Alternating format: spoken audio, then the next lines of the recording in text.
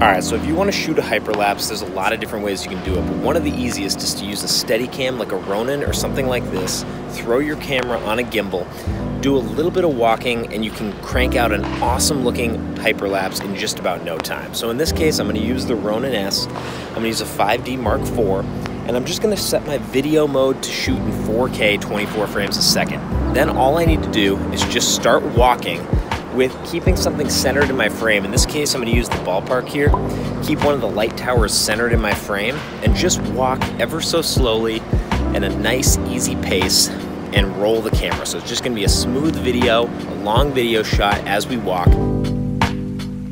Now the real key with this is keeping your camera steady on an object. So keeping something in the center of your frame like you would with any old hyperlapse. And because of the Ronin or whatever stabilizer you're using, the shot stays really steady. So when you're rolling back at 24 frames and you bring it into your editing software, you're able to really speed things up and make your own little time-lapse out of it. With the 5D Mark IV, I'm able to shoot in 4K, which is nice because I get a lot higher resolution video out of it, but you can also do this in 1080, it doesn't really matter.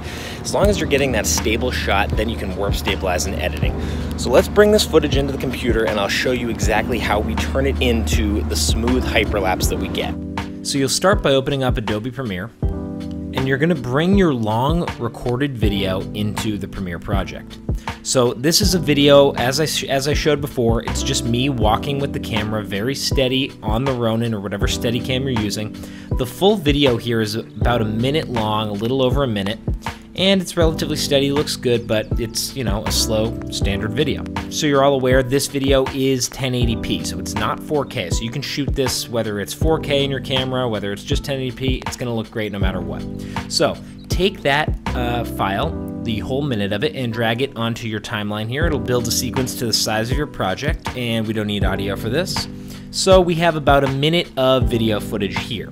Now, what we need to do is start by speeding up this clip. So it depends how long your video is and how long you want your final hyperlapse to be, but in this case I want it to be about 10 seconds. So what you want to do is you want to right click on your file, click speed duration, and we're going to speed this up by 700%. So now you can see we've got a video that is roughly 9 seconds, just over 9, about 9.5 seconds long. So as you can see, if we play it back, it looks good. It's about the speed that I want, except it's just a little bit wobbly, obviously because we shot this walking ourselves. It's not going to be perfect.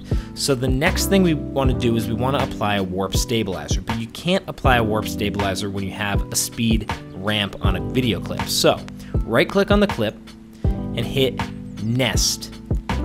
That will nest your sequence, it'll nest the clip, basically makes it a new clip with a nested folder here. So go back to your original sequence and go to the effects folder and type warp and drag your warp stabilizer onto your new nested sequence. Now it's going to go in the background and analyze your clip to smooth it out. Now what's key about this, and I didn't mention before, when I shot I used a very wide lens, which you can see this clip here is extremely wide. Now when it goes in and analyzes and smooths it out, it's going to need to crop in a little depending how smooth your footage is and how much work it needs to do to stabilize.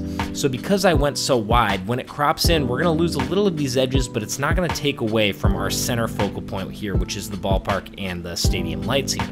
So that's just something to think about when you're shooting these hyperlapses. A wide lens is going to really help you, and it's going to show a lot of movement on the edges of your frame too, so that's a nice touch as well. This is really an easy way to make a hyperlapse, and you can see there the crop that it's doing when I enable the warp stabilizer. This is it without, and when I use it, it crops in a little bit, so just something to be aware of. So now if we play it back, you get a nice smooth video here. Gives you a nice smooth looking hyperlapse. Easy as that. And you could have sped that up before to any duration you wanted. If we go back and we were to make it, we'll speed it up by 1200%. So now it's 5 seconds long. We nest it, we throw a warp stabilizer on it, and now we've got a faster hyperlapse here. So that's exactly how you do it. You just go out and shoot with your stabilizer, get a nice smooth steady video.